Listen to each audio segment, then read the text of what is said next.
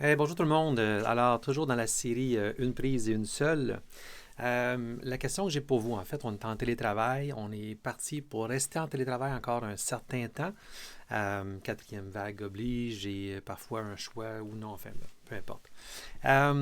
Donc, on est tous en télétravail, on est tous en Zoom, en Teams, en FaceTime, enfin, peu importe le média, le logiciel, l'application utilisée pour être en télétravail.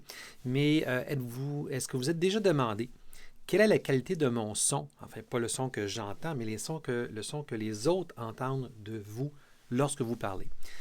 Pourquoi je pose la question? Parce que encore trop souvent, on voit, en fait, surtout on entend ou on n'entend pas dans nos rencontres en vidéoconférence. On n'entend pas bien la personne parce que le micro n'est pas terrible, parce que le son est bruyant, etc. J'ai des écouteurs comme ça ici présentement que je m'amuse à tester. Plusieurs personnes utilisent aussi ces fameux écouteurs blancs d'une marque à la pomme très connue qui, ma foi, pour le prix, sont excellent. Le problème, c'est quand l'écouteur, en fait, le micro ici, commence à frotter sur les vêtements, sur les cheveux, sur les boucles d'oreilles ou sur d'autres vêtements, bien évidemment, le son perd énormément en qualité et ça devient rapidement un irritant absolument épouvantable.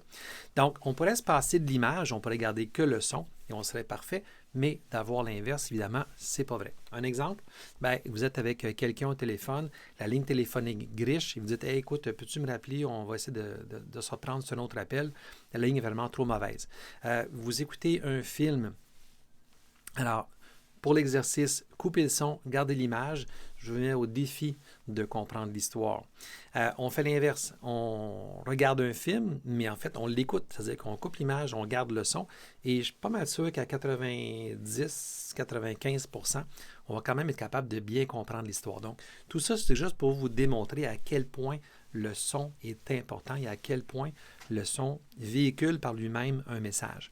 Mais couper le son, donner un son de mauvaise qualité et immédiatement, on n'est plus capable, on n'a plus zéro concentration, etc. Donc, on est capable de supporter malheureusement une image de piètre qualité, j'en vois trop souvent, mais de supporter un son de mauvaise qualité, eh bien non. Bref, est-ce que vous avez déjà pris le temps de vous écouter lorsque vous faites une vidéoconférence, vous êtes enregistré, juste pour avoir un peu une perception de la qualité du son que vous faites subir ou que vous fournissez à vos interlocuteurs? Voilà.